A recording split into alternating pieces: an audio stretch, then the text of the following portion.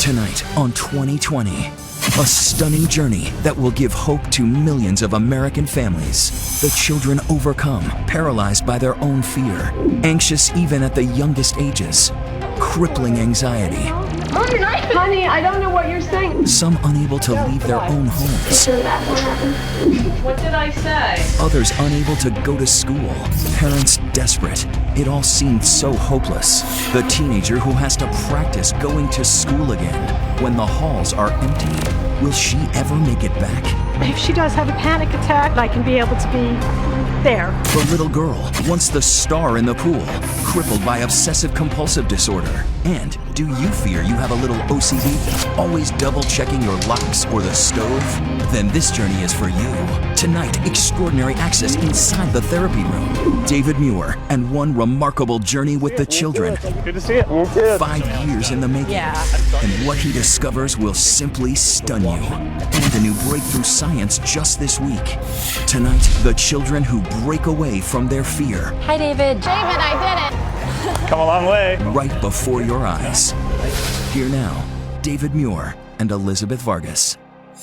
Tonight, a stunning look at children and fear in America.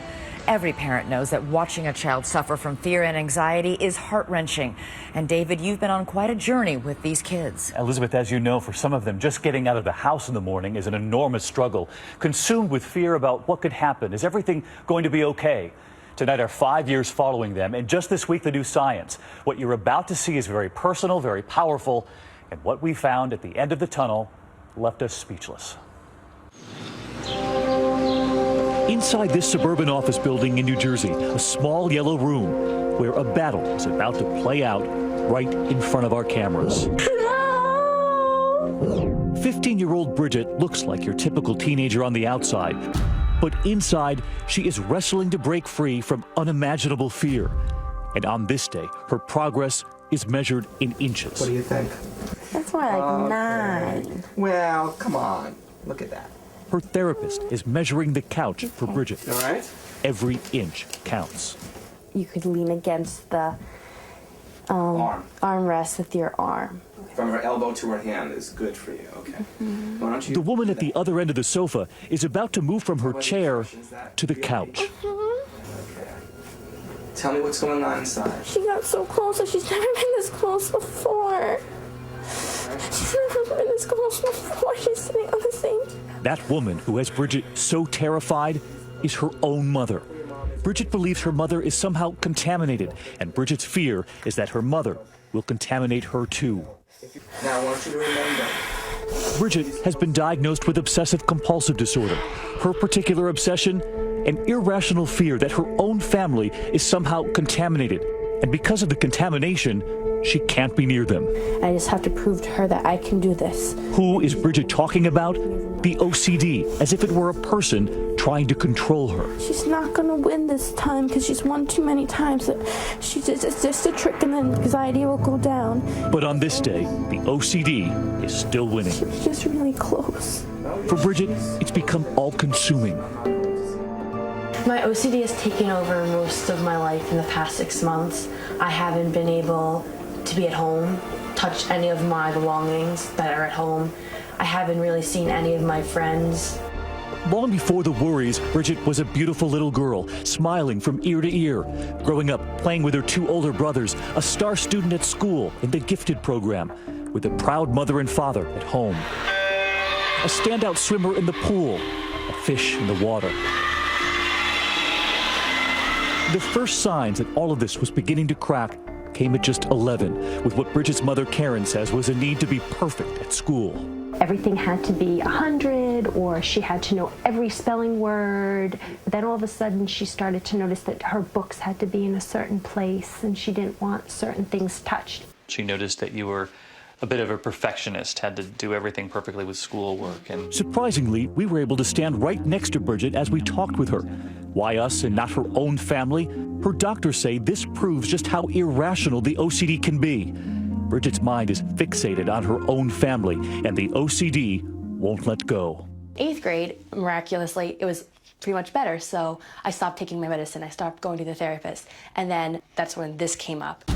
Her OCD would come back with a vengeance, and this time her fear had morphed into contamination. The contamination, and think about it as being something that's dirty, radiation or something like that, it spreads. Bridget's doctor, Alan Wegg. In Bridget's case, how do you go from being a perfectionist to someone who can't touch her parents, can't even be in the same home with them? It seems so extreme. You have to think about OCD as sort of entering a person's mind and looking around and saying, where can I cause trouble? And so what better way for an OCD to torture her than to say, you can't be in the same home with your family? The doctor reminds Bridget to keep her eye on the prize and all of the things she's had to give up. Her family. It's been 4 months since she's been home. She lives with her grandmother nearly an hour away. And all of that swimming she loved, that time in the pool, she's been forced to give that up, too. She can go an inch. All right, let's just do it an inch then. Inch? Yeah. This way. Yes. So you have to be careful not to lean. All right. That's about an inch right there. For so many parents, it is excruciating watching your children suffer, not knowing if they'll ever break away from their fear. It's overwhelming, and really what it is, how it encompasses everything in your life, and how I didn't realize it could grow to where it is now. The treatment we're allowed to witness is rarely shown on camera. It's what's called exposure and response prevention therapy. Bridget must expose herself to her fears to desensitize herself, getting closer to her mother, 1 inch at a time. I feel helpless for her. I want to reach out and touch her and hold her, and that's the one thing that I can't do to try to make her feel better. Breathe through it. It's the last one for the day.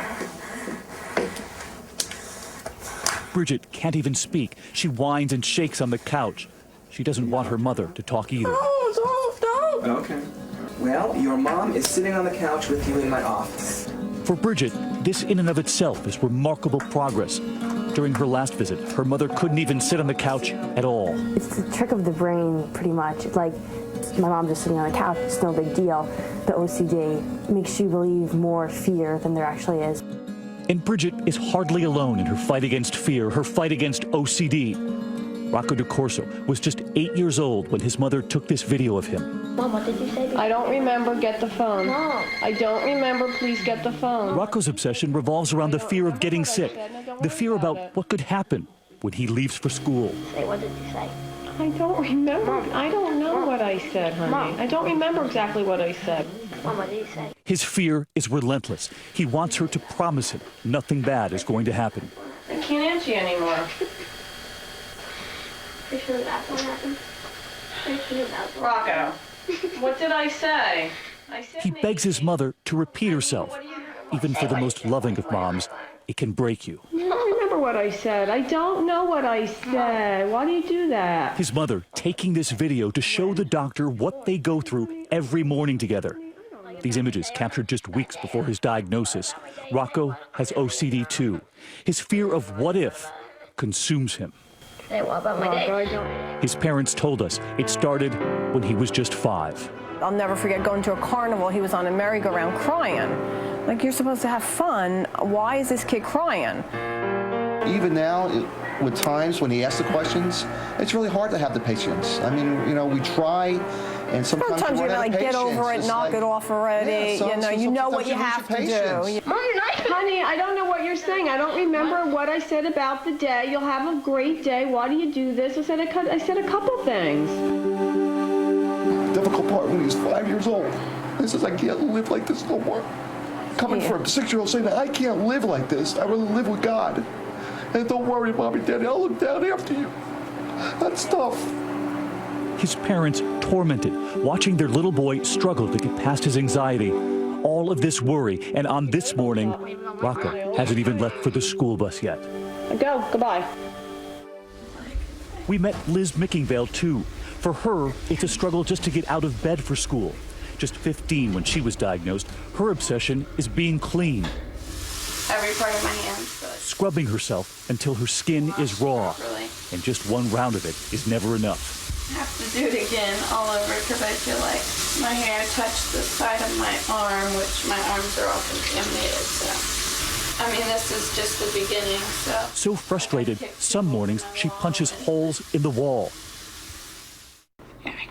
Even with all of this washing, Liz still has to take a shower and pick out her outfit. Some of these various shirts on this side are contaminated. This gray one is. It takes several hours, even on a good day, just to get out of the house. Actually, I have to wash my hands again because I accidentally touched the side of that shirt, so aggravating. My name is Michelle. I'm 14 years old, and I have OCD. And finally, we met Michelle, who is unable to go to school. It's hard for her to even leave the house. Would we be able to open the door or roll down the window? When we come back, what or whom is Michelle so afraid of? And later, that little boy, Rocco, so consumed by his fear.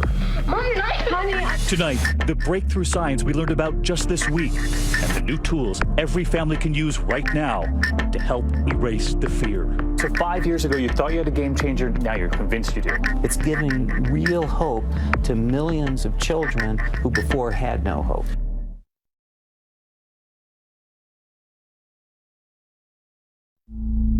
Once again, David Muir, as 2020 continues. 15-year-old Bridget sits in the waiting room 2 seats apart from her mother. Her obsessive-compulsive disorder, her fear of contamination, prevents her from sitting any closer. You'll remember the last time they worked the entire time on simply sitting on the same couch. Oh, don't. Okay. Karen has not been able to hug her own daughter for months now, and it's Bridget who's in the driver's seat. It is a painstaking process every time. It's taken 7 full therapy sessions just to get this far down the couch. Her mother slowly moving her body closer. All is going well until her mother reaches for her purse to pay the therapist. No, it's too long. He don't hate. Bridget is afraid getting close to that purse will contaminate her. Bridget tells the doctor she's done. And outside, she shows us how even leaving together is not easy. Now she has to come out and I close the door, because if she touches the door, then I can't touch the door anymore. All of this is irrational, and Bridget, like so many children with OCD, knows that. But she's still afraid that her mother and the rest of her family at home is contaminated, and Bridget refuses to go there. Her mother is about to drive her nearly an hour away back to her grandmother's. Remember, that's where Bridget now lives instead. I can't put my feet and my shoes on the ground, so I take them off and then put them on top. And then I sit sideways. For Bridget, everything is complicated, even the simplest of things like getting into the car. She takes off her shoes because they can't touch the floor of the family car. Yeah, so I can't be too close to her. Before I used to have to sit on my feet and they would become numb. While inside another car, another mother and her daughter in their own relentless fight against OCD. What are you trying to tell your OCD? To get lost. 14-year-old Michelle LeClaire, who hasn't been able to step inside her own school for 4 months now. Her mother, Diane, had to quit her job as a teacher to work full-time, helping Michelle fight her OCD. When she was going to school, she would cry for an hour and a half every night, saying how difficult it was to go to school, but I couldn't touch her. Michelle's OCD also involves contamination, but her fear is different. Her family is fine. It's the kids at school she's afraid of, afraid they're dirty. She can't go to school or anywhere in public where she has seen the other students. We had to go like hours away just to go get like a pair of pants or get cleaning supplies, because everything around here was contaminated. All the stores were, because the kids from school had been there. It is a crippling fear that has left her isolated at home. Her laundry has to be done separately from the rest of the family, and one laundry cycle often isn't enough to convince Michelle her clothes are clean. Even the washer has to be washed. She showers incessantly at home, blistering hot water. At one point, her parents couldn't even get her out of the shower, not even when there was a brand new puppy waiting for her. We were going to go get him puppy toys and take him to the store, and she was so excited that whole day. And after an hour in the shower, I'm like, we need to leave if you want to go, and she couldn't do it. I pulled her out of the shower, and she just sat on the floor and rocked and cried. Her OCD taking over her life. And as is so often the case, doctors say, with children who have OCD, Michelle plunges into depression. I became suicidal because I couldn't touch anything. You can't enjoy anything. So, there wasn't really a point in living anymore. A far different portrait from the little girl who was once a straight-A student, a dancer who loved dressing up, a child who once proudly displayed her smile. Your school situation will be... When we first met up with her, she'd already begun therapy with Dr. Weg. And now she and her mother are taking the next step on their own, actually practicing going to school when the halls are empty. They're headed to their first stop, the locker room. Just my heart's beating much faster now. And then slowly touch the door frame and then do the door handle. The doctor has told Michelle to touch what she's afraid of, what's dirty, and then to touch her own skin to prove to herself that there's nothing to be afraid of.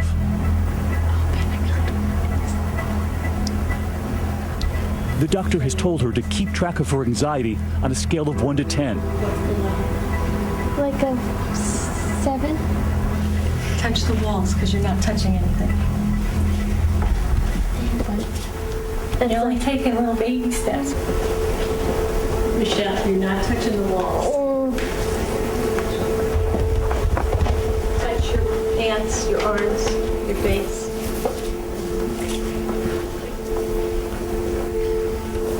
I'm like contaminating myself so that no part of me is considered like clean. Right now, if you could do anything in the world, what would you be going to do? Leave. Take a shower. With the locker room now barely conquered, the next battleground, gym class. It's been 5 months since she stepped foot inside this gym. Can you go over and touch the basketball? You want to hit me? Yeah. Now you know kids touch that, right? What does it feel like? Like the germs are like coming into me and like going through my blood. Her full-time coach, her mother, taking careful note of her progress. I'm very proud of what you did. You touched the walls, you sat in the bench. A proud mother and her daughter leaving school after their own gym practice. While back in the therapist's office, Bridget is about to take a huge step too. It's been 8 sessions, nearly 8 hours of intense therapy with Dr. Weg, and she still has not allowed her mother to touch her. It's been months since mother and daughter have hugged. All right, that's pretty good. Bridget and her mother grasp a small wand between them. This is huge. Bridget, find your center.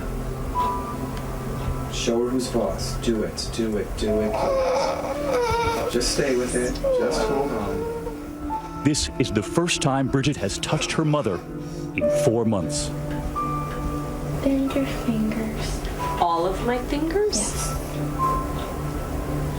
There it is. That feels really good. No, it doesn't! It's very difficult for parents to come in and not believe that they've done something wrong, that their kid has all these fears and these strange and bizarre fears. What did I do wrong?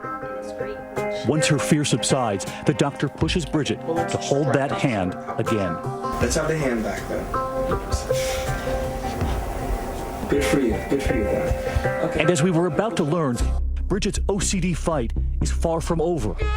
What was it that led to this? And we wondered, what's really going on here? When we come back, how often do you do this? Check the locks, check the stove more than once. Tonight, what these MRIs will show you. Doctors can literally see the anxiety. And what the new science is now revealing for anyone who ever thought they might have a little OCD. And Michelle, who tested the locker room, the gym, we're there for her first day back to school. And what we revealed to her mother that had her in tears. When we come back.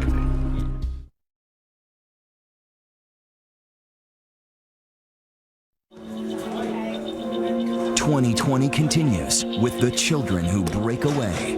Once again, David Muir. After 4 months at home, paralyzed by fear, afraid other students at school are contaminated, Michelle tries to go back to school, 1 class at a time. Science class is first. You've been working groups of 2 to 3. I felt like I needed to get back at the OCD and feel like I could do it. She's crossed the first big hurdle. She's there in class, but right away, within minutes of the first period, we notice Michelle is already anxious about something, asking about the 8th grade prom and an overnight trip to Hershey Park. But you're going to Hershey, right? It's a trip that is still 2 months away, but she can't imagine an overnight trip away from home. She's just trying to get through a day at school, science, shop class, and lunch in the chaotic cafeteria. It's a little weird because the kids are like, like, where have you been? Even the principal uncertain about just how to handle Michelle on her first day back. I put up my hand to kind of do a high five, and she didn't blink, and she high-fived me, and I knew we were on the right track. Michelle has made it back to school, but next comes the real homework, the next battle in her fight against OCD. After school, she goes to Kohl's, the one department store she fears most. I'm like feeling anxious already just thinking about going. Not because of the store itself, but because of the other students she has seen there. Am I going to be able to pull into the parking lot? Yes, you can pull into the parking lot. Okay. Can you stick your hand out the window?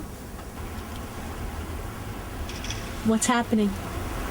The drones are coming through. How does that feel? Icky.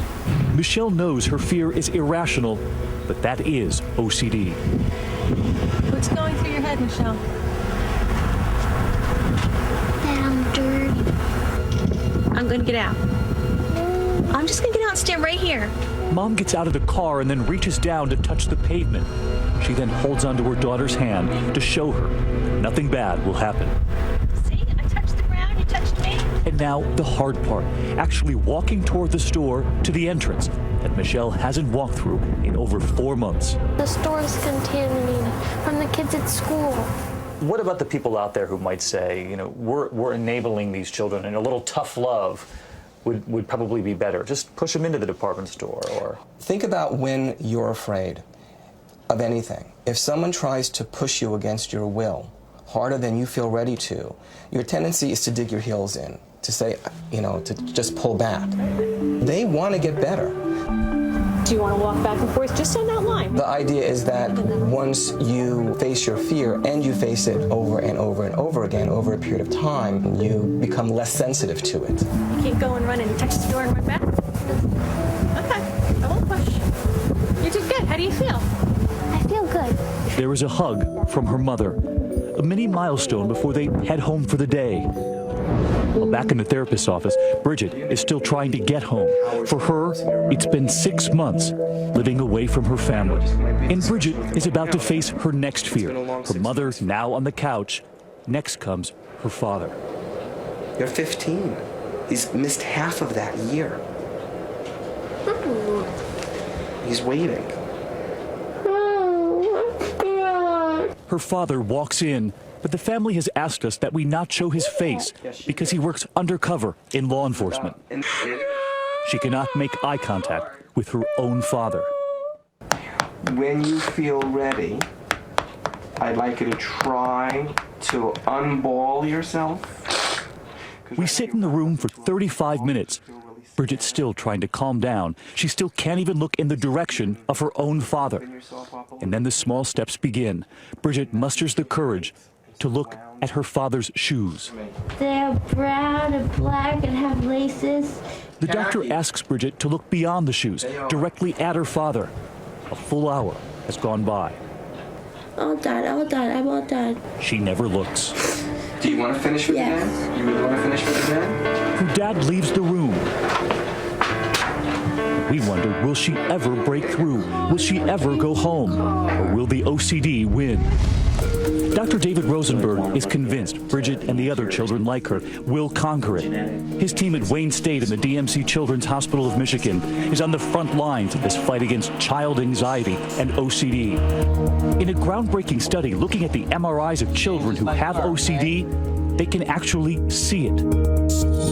So these are all MRIs of children with OCD? Exactly right. They're convinced there's a genetic component here, and that much of this comes down to the amount of a certain chemical in the child's brain. In a child who has OCD, you see something in the brain. There's too little glutamate in certain areas of the brain. There's too much glutamate in other areas of the brain. The doctor says glutamate controls the brain's light switch, and when the balance is off, the switch short circuits. So the part of the brain that gives most of us the all clear when we're worried never gives the child that all clear. And instead of getting the signal that, okay, I'm safe now, children with OCD get the signal that things are getting much more dangerous and more unsafe. Many of us check the doors when we leave the house or the stove, sometimes 2 or 3 times. Eventually, though, our brain gives us the message that it's okay to move on. Children with OCD and severe anxiety never get that message. Instead of getting the all clear, which is what the rest of us get. Exactly right. And tonight, there's something else just discovered by the doctor and his team, that the amount of the chemical and where you find it in the brain can tell them which kind of OCD your child might have. Findings he just revealed in New York City. So a child who washes their hands over and over again is not the same as a child who checks the locks. We see different things in the brain, and they respond differently to treatment. He says it's a distinction his team was never able to make until now. He says Michelle and Bridget, who have contamination fears, would have a different brain scan from Rocco, who kept asking his mother, is it going to be okay? Can I leave for the school bus? Over and over again. So this is Rocco? That's more likely to be Rocco. And you would put Bridget and Michelle, the contamination fears and the washing of the hands, into this category? More likely here. That's incredible. My name's Elizabeth, and I have obsessive compulsive disorder. Remember Elizabeth? She was the teenager who once punched holes in her wall. She got help, exposure therapy, and medicine, and since that home video, she became the national spokesperson for the Obsessive Compulsive Foundation. How long did it take you to get ready this morning? I'd say 30, 40 minutes. What a typical girl, how long it should take a typical girl to get ready. That's a huge feat. Yeah, I can remember taking 5 to 6 hour showers. And if she could do it, we wondered, what about Rocco? During our 5-year journey, we've checked in with him. One visit took us to New York's Central Park. He'd been on antidepressant medication and therapy, and both were working. And on this particular morning, he struggled to get out of the house. But he got here and onto that merry-go-round. 17-1-1. 17-1-1? He boasts of his baseball team's record. But his parents know the biggest victory was just getting him here. After all those mornings, couldn't get him out the front door. Go, goodbye. Even for Rocco, thinking back is painful. By putting a name to it, it helped Rocco understand, hey, I have OCD, okay, and this is how I'm going to deal with it. But our journey with the children is far from over. When we come back, Michelle back at school and about to go to the prom. Could she do it? What she does in that room without any of her friends even knowing. What she reveals to me. Can't mess up your makeup. And Bridget on that couch watched that beautiful little girl diving into the water. You're about to see the one trip we never thought we'd make. And tonight, right now, you can send a message to those children. Many of them are watching. We're on Twitter. Use the hashtag ABC2020, and we'll be right back.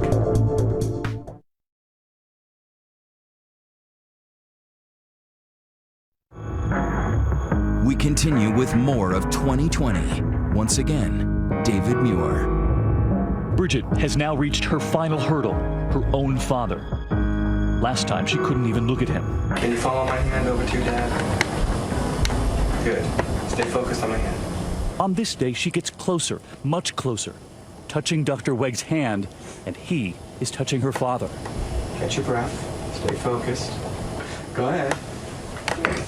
And then, Bridget touches her father herself. Good. The first time in 6 months. It's hard. These are her last steps before Bridget decides she can finally try to go home.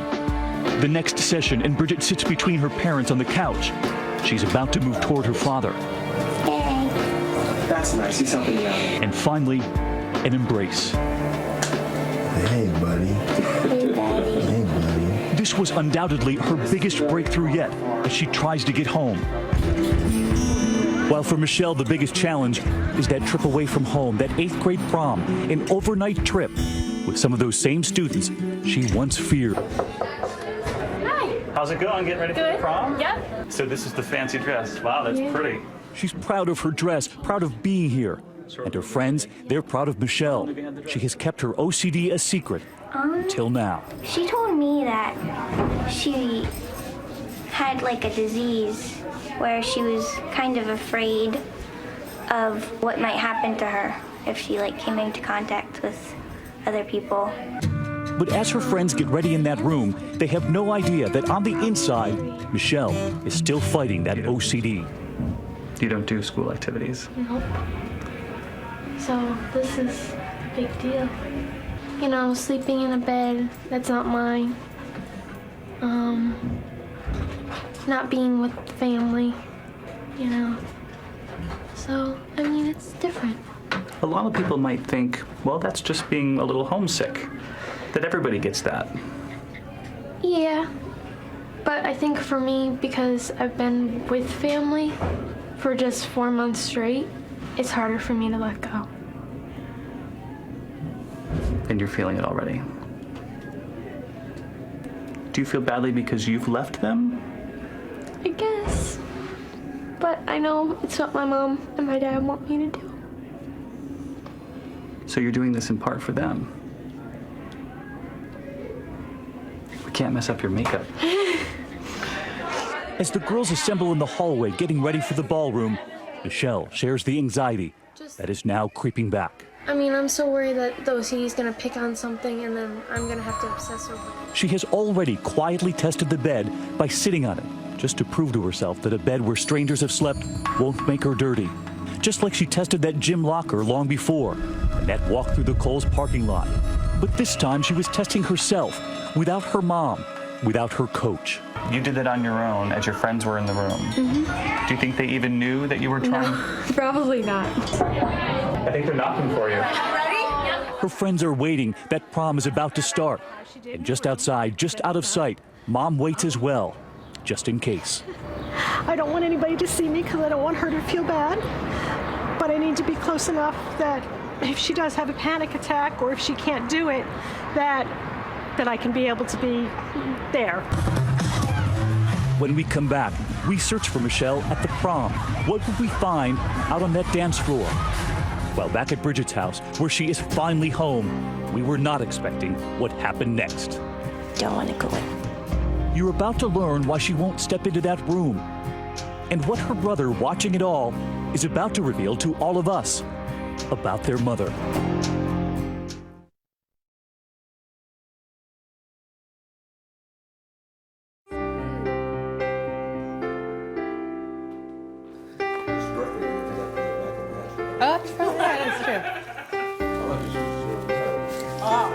After spending nearly half a year living away from her own family, Bridget is finally back. And so is that trademark smile she so often flashed as a little girl. So now I can touch my mother, my brother, and my father, and I'm living back at home. So I guess it's pretty much full circle. Sharing a meal with the same family that she was once so terrified of, terrified that they would contaminate her. She takes us to a room. So I do my schoolwork on the floor here, just here, and then I sleep here. I can't actually use a blanket because I don't know who has used the blankets before. And Bridget, every day, remembers Dr. Wegg's words. You have to face your fears. It's flying into the darkness. But flying into the darkness still isn't as easy as it sounds. She takes us through the house to the doorway of the den, where she stops. She tells us she can't go in. Do you feel like it's creeping back a little bit? Yeah, definitely. Because I'm very good at avoiding things and making it look like that I'm not avoiding it. That's how my mom doesn't know. Like, I don't even think she noticed that I haven't been in the den, because I'm very sly at that. But Mom, did you notice? Oh, I know. It would be, Bridge, come sit in the den. So she would come sit in the den for, maybe 5 minutes, and that would be it. Now, Bridget admits she can't make herself go into the den at all. It is a major step backwards. Do you sense pressure from other parents who might say, why don't you just make her go in there? Because I've tried that. She just breaks down completely when she's not ready. And that's a horrible thing to see someone, go through. We notice her brother sitting in the den. He knows his sister is still tormented by fear. I'm curious what goes through your mind as you're watching your siblings struggle through this. We know that this isn't her fault. I think that there's probably a point when she thought that we were blaming her for this, and that's definitely not the case. He told us he's proud of his sister, and he's about to reveal something about his mother. How proud of her he is too. Do you feel sorry for your mom at all, given what she's been through? Well, I always knew, like, if anyone ever asked me, I'd say that my mom's the nicest person in the world, and I'd, stake my life on that. And it's definitely a difficult process for her, and I think she's a great woman, and I'm glad she's my mom. That's really nice. Becker, come here. The whole family taking it one day at a time, all for Bridget. Hello. While for Michelle, that time has arrived, that prom she so feared. We snake our way through all of those kids looking for the 14-year-old who once couldn't get out of her own house, the teenager who couldn't step inside her own school. Now, after all of that, on the other side of the dance floor, we found this. Michelle dancing with her friends. And just outside, her mother, out of sight, wondering if her daughter is out of the woods. How's she doing? She's tearing up the dance floor. No, really? She's on the dance floor. Oh, that's a big thing for her. Big smile. Oh. Mom's proud. Are you proud? Very proud. And another moment we thought unimaginable when this journey began. Bridget getting into the front seat of the car with her mother, something she couldn't do just a few months ago. And where were they going? To the pool Bridget has so missed, the water she so loved as a little girl. We are about to try it again. You ready? I'm ready. Bridget told us it's hard to believe she's here. What are you going to show me, the butterfly? I'll show you some butterfly, yeah. Show me how it's done. Yeah. We were there the day you told Dr. Wegg that you were going through this therapy so that you could swim again. And we're here. Yes, we are. Should I time you? Nah. That wouldn't be fair. No, it would not. We watched. She was off.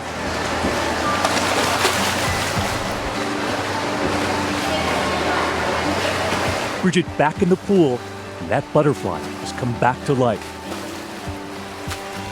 And for the mother who never gave up, I can't put it into words. It's just such a good feeling. Come a long way. Yes, I have. but we all knew that day that this was just the first lap. We promised we would stick by them for the journey. And tonight, 5 years after we all first met, where is Bridget now? Where is Michelle, who made it to that prom? And where is Rocco, so worried to leave his house? We go back for one more visit, and you're about to see a holiday weekend reunion you will never forget. You were about this tall the last time I met you. How tall are you now? How can I forget? Our little ride on the carousel?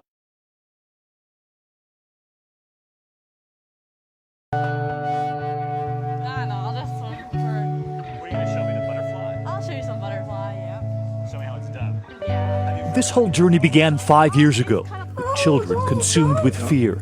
9 million of them suffer from anxiety in this country. Rocco, who couldn't leave his house at 8, who we got to the merry-go-round at 12 years old. It wasn't easy, but he made it. And just days ago, years after this journey began, we went back to that same carousel in New York Central Park. Hey, Rocco. David, how you been? You're all grown up. Good to see you. You too. It's like we were here yesterday, right? He got me a ticket this time. How you doing, Rocco? We remembered the last time I took a ride with Rocco, still a boy, filled with angst. He got his mind off of it, talking Little League. 17-1-1. 17-1-1? 5 years later, we are talking about triumph. And what do you hope to be one day? I want to become a psychologist and help kids like I was, you know? You're gonna help that little guy? Help the little Rocco type guy, yeah, you know? I can speak from experience. I got my license in November. Rocco, once so afraid of that school bus, now driving on his own. So the school bus used to psych you out, but now you can drive in New York City. That's a huge hurdle. You've got the prom next week? This Friday coming up. The camera rolling with Rocco in his tux, putting on his bow tie. And Bridget, who we once got back into the water, tonight she's back home with her family for the Memorial Day weekend, having just finished her sophomore year at Johns Hopkins University.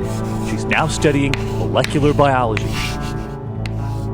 Hi David, just came back from school. It's nice to be home and actually be comfortable. That's not to say that OCD is completely gone, but it's definitely a lot more manageable. And I'm no longer that scared little girl that you came and interviewed 5 years ago. This is just the beginning. So. And there was Liz, who would punch holes in the wall, so consumed with washing her hands.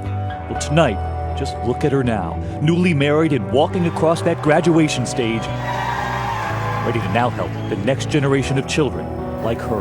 David, I did it. I got my PhD. And Michelle, who made it to that prom, we were there when she returned to that department store she'd been so afraid of. Am I going first? I'll do it first. See, I told you it would be that hard. Wow, they changed it. Let's go shopping, Mom. Tonight, she's now planning on going to college too. All of these young people prove you can conquer your fear, but each of them will tell you it is a constant journey. And this evening, we thank them for taking us along on their ride. Thanks, Rocco. Yeah, thank you. Nice time. Thank you. Better driver than me. Each of those children and their parents so brave to let us in, and of course we salute them all right here tonight. That was really something, and we know that behind every one of those success stories is another family just looking for help. So if you have a question about children, fear, and OCD, you can go now on Twitter. The doctors and their team will answer your questions. Use the hashtag ABC2020. And that's our program for tonight. I'm Elizabeth Vargas. I'm David Muir. From all of us here at 2020 and ABC News, have a good evening and a safe and happy holiday weekend.